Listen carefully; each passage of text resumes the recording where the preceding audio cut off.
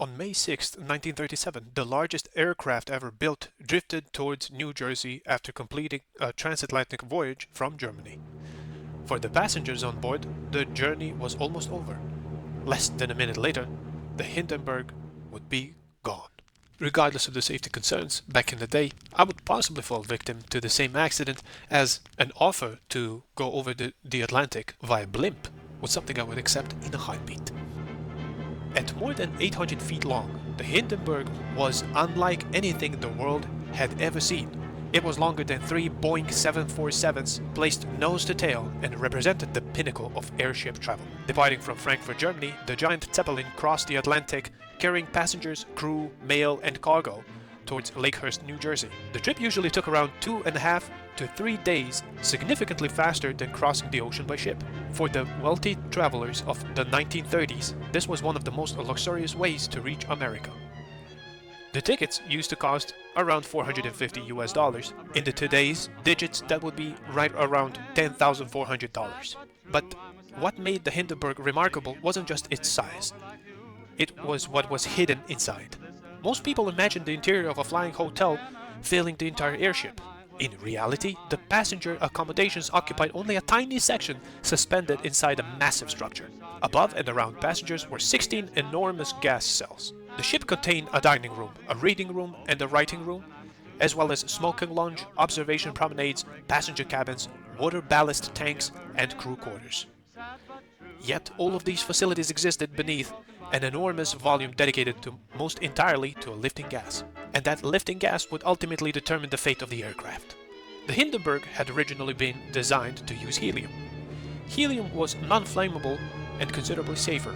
However, the United States controlled most of the world's helium supply and restricted exports to Germany. Unable to secure enough helium, the airship relied on hydrogen instead. Hydrogen provided excellent lift, but it carried the obvious risk. For years, airships had successfully used hydrogen, and many believed the danger was manageable.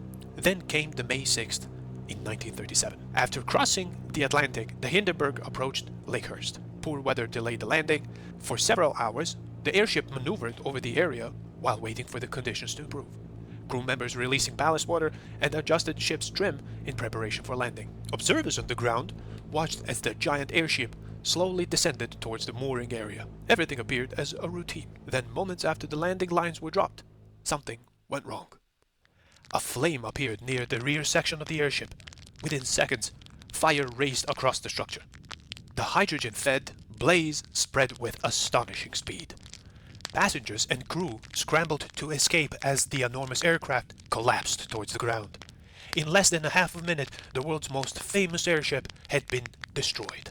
36 people lost their lives, including passengers, crew members, and one ground worker. Investigators spent years debating exactly what ignited the fire. While some theories suggested sabotage, the most widely accepted explanation involved a hydrogen leak that was ignited by an electrical discharge after the stormy conditions surrounding the landing. Whatever the exact cause was, the effect was immediate. Public confidence in passenger ships collapsed almost overnight. The age of transatlantic Zeppelin travel effectively ended at Lakehurst. Airplanes would soon become the future of long-distance flights.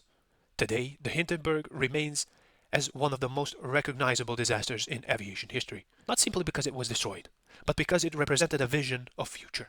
A future of giant airships crossing oceans in comfort and luxury. And in just 34 seconds, that future went up in flames.